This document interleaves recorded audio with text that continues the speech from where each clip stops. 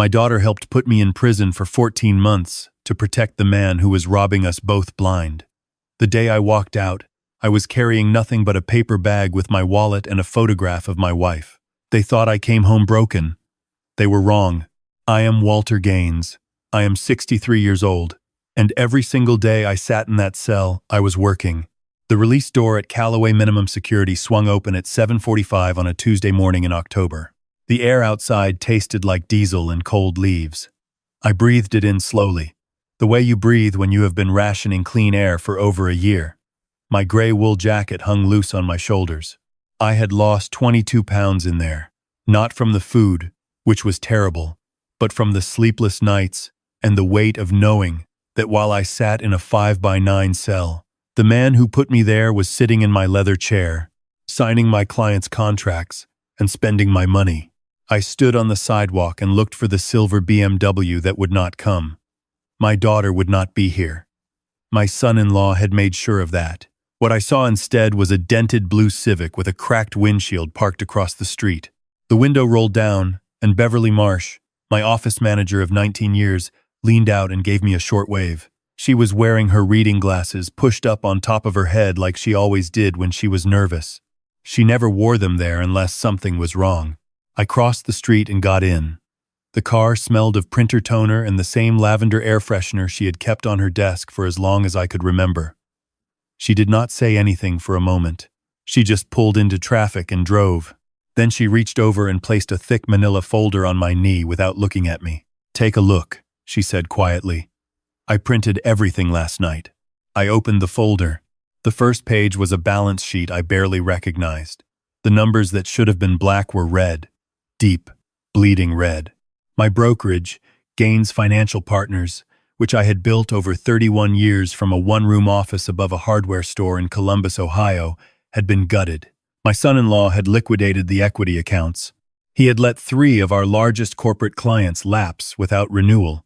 He had taken out a revolving line of credit against the firm's assets for $1.2 million. The lender was listed as a private equity fund. Beverly cleared her throat. "There is more," she said. I turned the page. My house in Bexley, the house where my wife Patricia had planted roses along the entire south fence, the house where my daughter had learned to ride a bicycle in the driveway, had been listed and sold 9 months ago. The proceeds went into a joint account I had never signed for, bearing both my son-in-law's and my daughter's signatures. The money was gone. I closed the folder. I looked out the window at the highway passing by. I did not speak for a long time. "Where are they?" I finally asked. "Still in the house on Whitfield," Beverly said. "He bought it with the proceeds from yours. He put it in your daughter's name, but he controls the accounts." She looked at me quickly, then back at the road. "Walter, she doesn't know everything. I genuinely believe that. She thinks the house sale was necessary to pay your legal fees. She thinks you drained your mother's accounts, just like he told her." I let out a long breath through my nose. My mother had been dead for 3 months. I had not been permitted to attend her funeral. "And the lender on that credit line?" I asked. Beverly was quiet for a moment. "That is the part I need to show you in person," she said. I looked at her. She was gripping the steering wheel tightly enough that her knuckles had gone pale. She drove past my exit. I knew exactly where we were going. "Bev," I said, "just trust me," she replied. We drove to the small storage unit I had rented 8 years ago in a facility off Morse Road. Beverly had kept the key. She had kept it because I had asked her to. One quiet afternoon 2 years before my arrest, when I had begun to suspect that my son-in-law was not the man my daughter believed him to be. I had not known what was coming, but I had learned enough in 30 years of working with other people's money to recognize the scent of a predator circling. Beverly unlocked the unit and rolled up the door. Inside were 3 fireproof filing cabinets and a laptop that was still charged. I sat down on a folding chair, and she handed me the laptop. I opened it and logged into the Meridian Capital account with a password I had never written down and never forgotten. Meridian Capital Holdings was a blind trust I had established 7 years ago during a period when 2 of my larger competitors were acquired by out-of-state firms. I had created it as a contingency, a legal firewall, a place to hold assets that could not easily be seized or transferred without a chain of documentation that only I controlled. On paper, Meridian was managed by a retired attorney named Gerald, who was also Beverly's uncle, and who had agreed in writing to act solely on my authorization. No one in my family knew it existed, not my daughter, certainly not my son-in-law. I scrolled to the current portfolio summary and felt the first real warmth I had felt in 14 months. Meridian Capital was the lender on my son-in-law's $1.2 million credit line. I had arranged it 6 months into my incarceration through Beverly and Gerald, moving funds from the one offshore account my son-in-law had somehow missed during his sweep of my finances. He had walked to a private equity firm looking for emergency capital, a firm that operated without a storefront, without a public profile, and without any name that could be traced back to a 63-year-old man sitting in a prison cell in central Ohio. He had signed the loan agreement. He had agreed to the terms, including the default clause that granted Meridian the right to seize operational control of Gaines Financial Partners if he missed a single payment or if the company's credit rating dropped below investment grade. He had missed last month's payment by 18 days. I closed the laptop and handed it back to Beverly. I looked at the ceiling of the storage unit for a moment. "How much time do we have before he figures it out?" I asked. "Gerald filed the default notice this morning," Beverly said. "He will receive it by courier before noon." I stood up. "Then we need to move quickly," I said. The house on Whitfield Drive was a newer construction in a subdivision that had no character and no history. It was the kind of house that looked expensive from the street and felt hollow inside. My son-in-law had chosen it because of the address. That was the kind of man he was. Beverly parked 2 houses down. I told her to stay in the car. I walked up the driveway alone. The lawn was perfectly edged. The flower beds were filled with those generic ornamental grasses that require no attention and communicate nothing personal. Patricia would have hated it. I rang the doorbell. 40 seconds passed. The door opened and my daughter stood there in a robe, holding a coffee mug. She had cut her hair since I had last seen her. She looked older. She looked tired in a way that had nothing to do with the time of morning. For one long second, she just stared at me. Then her face collapsed into something between relief and guilt, and she stepped back from the door. "Dad," she whispered. I walked in. The foyer was clean and bright and completely impersonal. There were no family photographs on the walls. There was a framed print of abstract art above the console table that had probably come with the staging package. I looked around the first floor. "Where is he?" I asked. Cassandra wrapped both hands around her mug. "He had a meeting this morning. He left early." I nodded. She led me to the kitchen, and I sat at the island. She poured me a coffee without asking. Some things do not change. We did not speak for a moment. I looked at my daughter. I looked at the shadows under her eyes and the way she held herself carefully, as if she were trying to take up as little space as possible. "I want to ask you something," I said, "and I want you to think carefully before you answer." She met my eyes. "Did you believe I did it?" I asked. "Did you genuinely believe I emptied your grandmother's accounts?" Her jaw tightened. She looked down at the counter. "He showed me the statements," she said quietly. "He showed me the transfer records. They had your authorization code. I know what he showed you," I said. "I am asking what you believed." The silence between us stretched out. A coffee maker gurgled in the corner. Outside, a neighbor's dog barked twice and went quiet. "I did not want to believe it," she finally said. Her voice was barely above a whisper. "But I did not know how to explain the records. And he was so certain." "He was always certain," I said. "That is one of his better performances." I reached into my jacket and pulled out a single page I had printed at the storage unit. It was a forensic accounting summary Beverly had commissioned 6 months ago, using a retired federal examiner she had found through an attorney friend.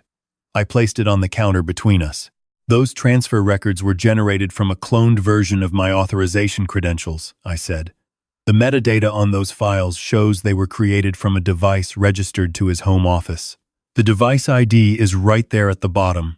Cassandra put down her mug. She picked up the paper. I watched her read it. I watched her expression change in increments, the way ice cracks before it breaks, slowly, and then all at once. She pressed her fingers against her mouth. "Oh God," she said. I gave her time. I did not say anything else. I let her sit with it. That is one thing prison teaches you, how to wait. When she finally looked back up at me, her eyes were red. He told everyone you were losing your mind, she said. He told me the dementia was affecting your judgment before anyone had even filed charges. He suggested I contact your doctor. He set up the evaluation. I know, I said. She put the paper down. She looked at the window above the sink. Outside there was a plain gray morning and a yard with no roses in it. Where does this leave us? She asked softly. You and me. I looked at my daughter. I thought about 14 months. I thought about my mother's funeral and the empty chair at it. I thought about the photograph of Patricia I had kept on the metal shelf above my cot for over a year, the one that was now in my jacket pocket because it was the only thing I had carried out of that place. We will figure that out later, I said. Right now, I need you to trust me for 1 week. Can you do that? She looked at me for a long time. Then she nodded once, carefully, like someone who has learned to be careful with her agreements. I stood up and buttoned my jacket. Before I go, I said, where did he put Patricia's things? Cassandra flinched slightly. The boxes from our house, she looked at the floor. The garage, she said. Most of it. Some of it he had taken to donation. I stopped him from taking the recipe books. Those are still in a box behind the water heater. I walked to the garage door and opened it. The cold concrete space was filled with storage shelves and 3 large cardboard boxes stacked in the back corner. I found the box with Patricia's handwriting on the side. She had labeled everything. Kitchen reference, it said, in blue marker, because that was the kind of woman she was. Precise, warm, prepared. I opened the box. Her recipe binders were inside, along with a small ceramic pot she had painted at a community class the winter before she got sick. A little lopsided sunflower on the side. I picked it up and held it for a moment. I did not cry. I had used up my tears in the first month. What replaced them was something harder and more durable. I set the pot carefully back in the box and closed the flaps. I want these moved inside, I said to Cassandra, who had followed me to the door, into a room with heat. She nodded without speaking. Over the following 3 days, I made visits that my son-in-law did not know about.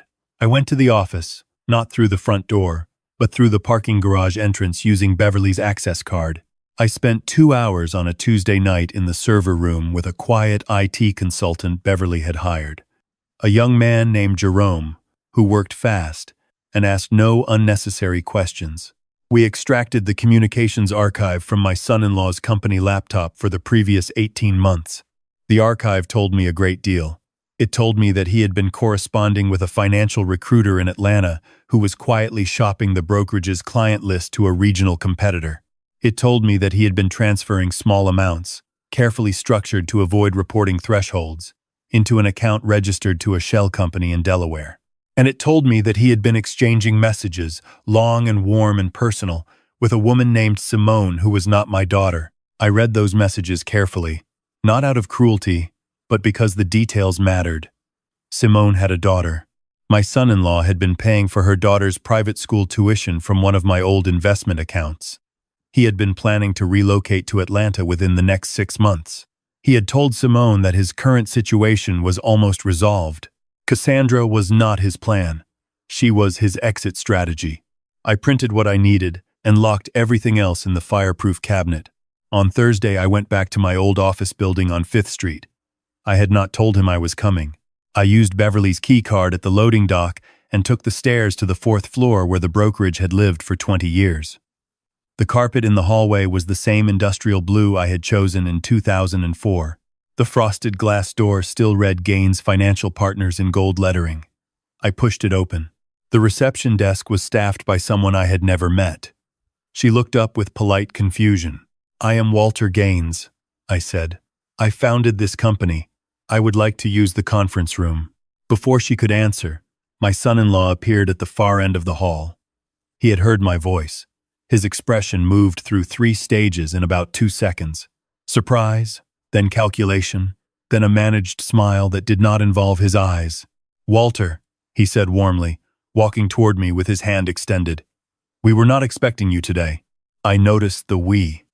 I did not shake his hand. I would like to see the current client files, I said, and the books from the past 18 months. His smile thinned. Of course, he said. Let me just get my assistant to pull those together. Can I get you a coffee? It is so good to have you back.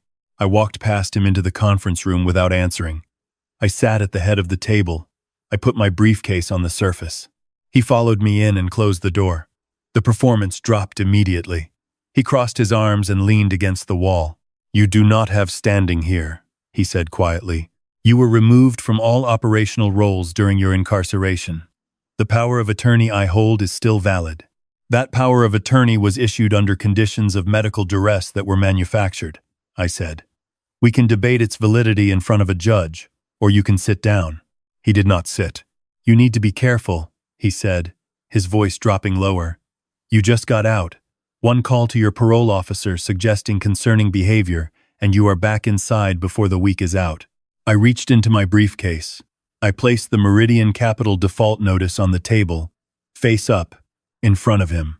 I slid it across the polished wood until it stopped at his end. He looked at it. He picked it up. I watched his jaw work. What is this? He said flatly. It is a formal notice of default on your credit line, I said. Meridian Capital has triggered the operational control clause in Section 7 of your loan agreement. You signed that agreement. Your initials are on every page. This is a mistake, he said. His voice was still controlled, but something behind his eyes had shifted. This is some kind of clerical error. I made that payment. He had not. Beverly had the bank records. I am happy to let the courts sort it out, I said, standing.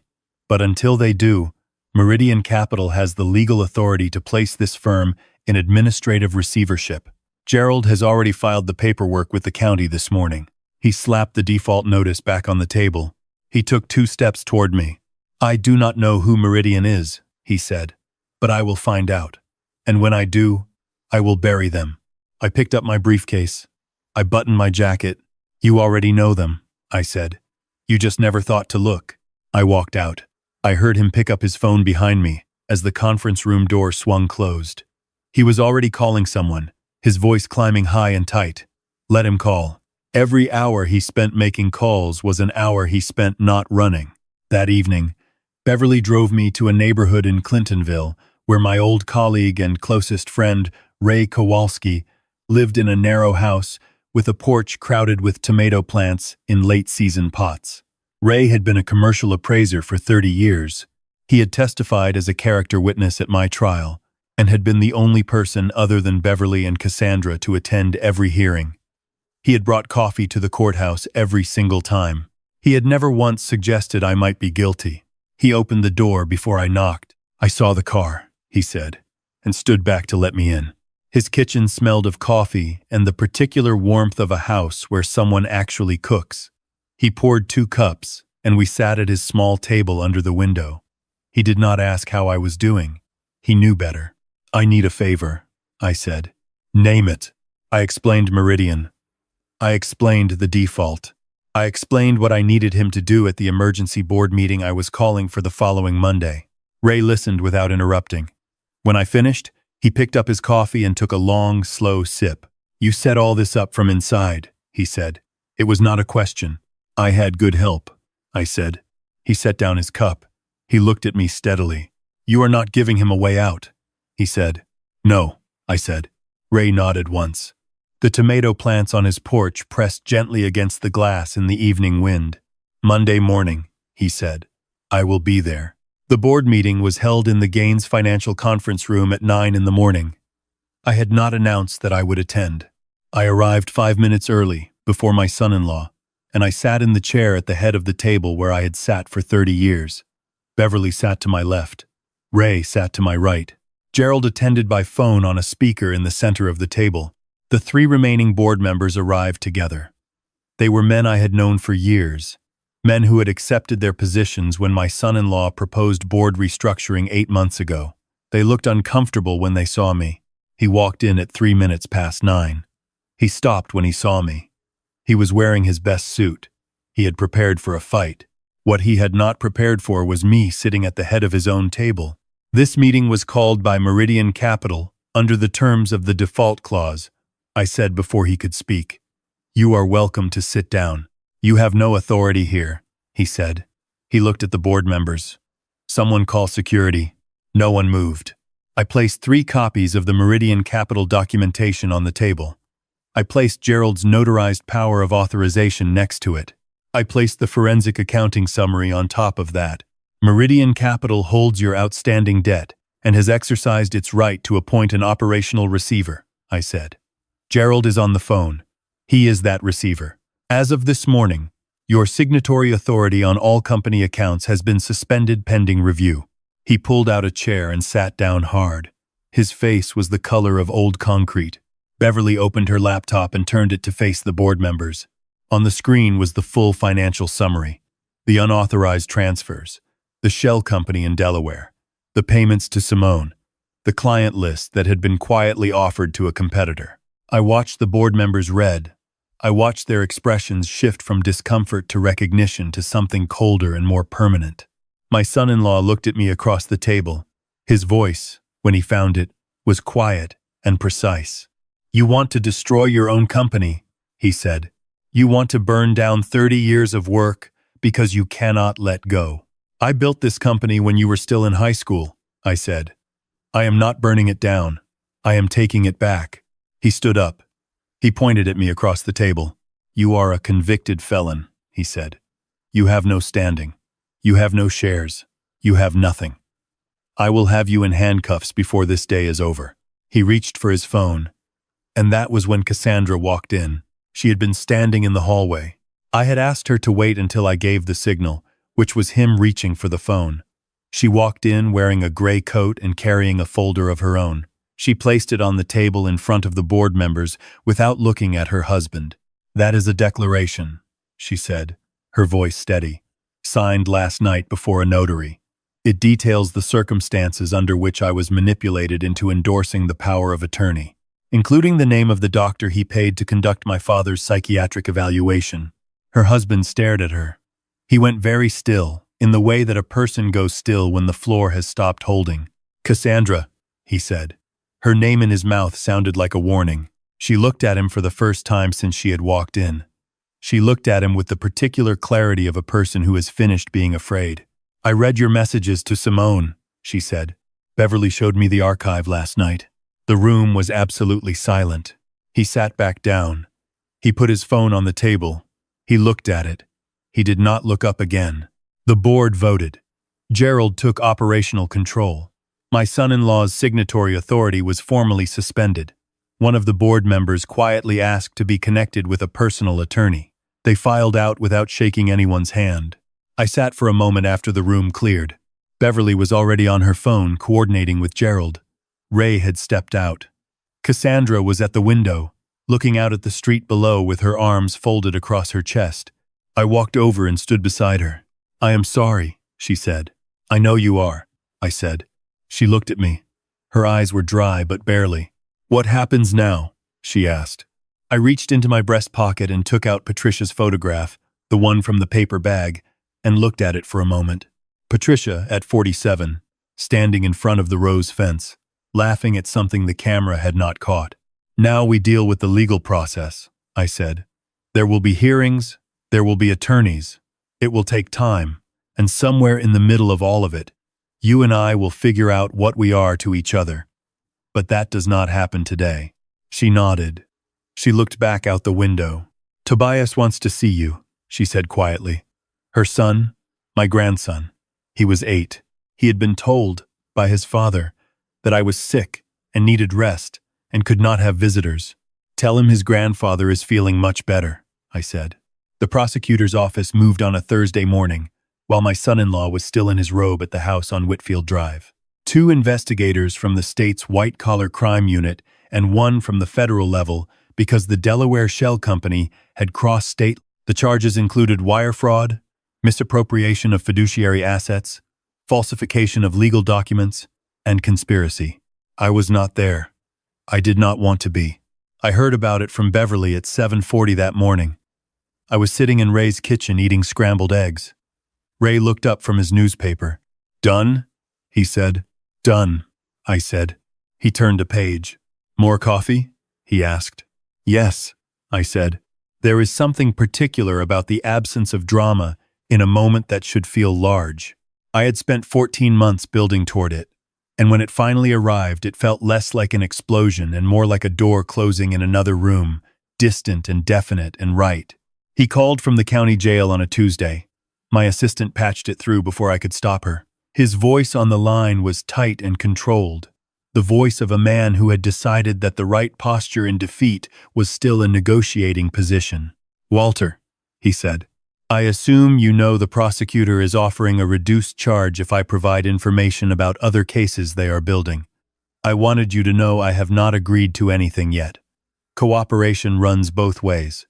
I have information about your firm's pre-arrest practices that a defense attorney could use to complicate your restitution claims."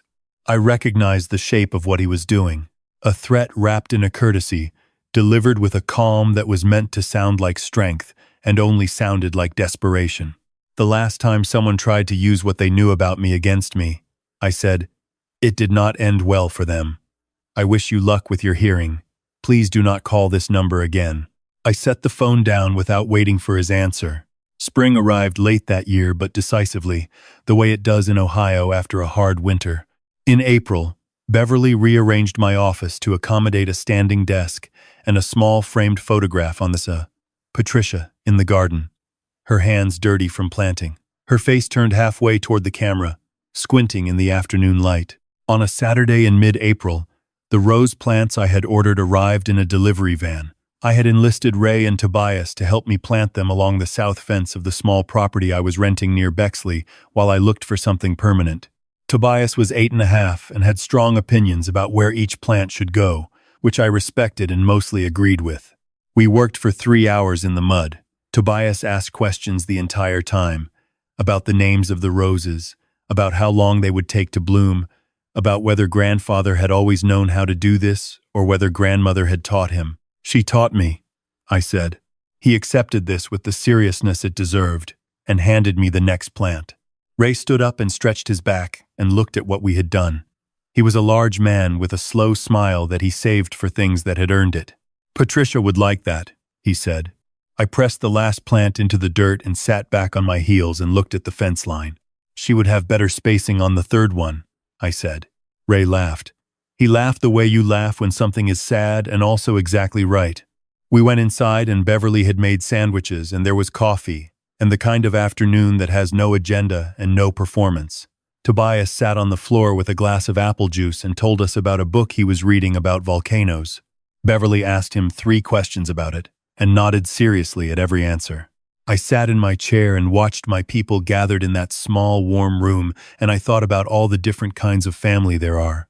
There is the kind made from shared blood, which can be the strongest thing in the world or the most dangerous, depending entirely on the character of the people involved and what they choose to do with the accident of their connection.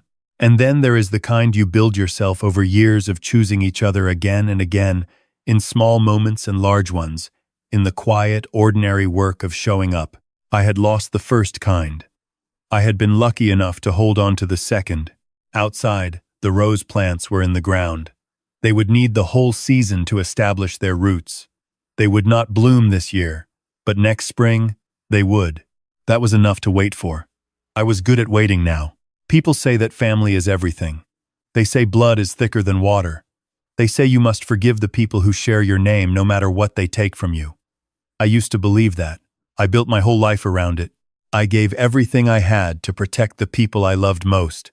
And one of them handed me to a stranger with a briefcase of forged documents and watched the door close behind me without flinching. What prison taught me is this: a title does not make you family. A birth certificate does not make you loyal. The people who will sit with you in the dark, who will drive a dented car to a prison parking lot at 7:45 in the morning, who will keep a key for 8 years without ever being asked why, those are your people. Hold on to them with everything you have. If any part of this story felt familiar to you, if you have ever had to reclaim what was yours from someone who was supposed to protect it, I want you to know that patience is not weakness. It is the most dangerous thing there is. It does not make noise. It does not make threats. It simply works. Hit that like button if this reached you. Subscribe to this channel and leave me a comment and tell me where you are watching from, because I read every single one. Whatever you are carrying right now, I promise you, It will not always feel this heavy.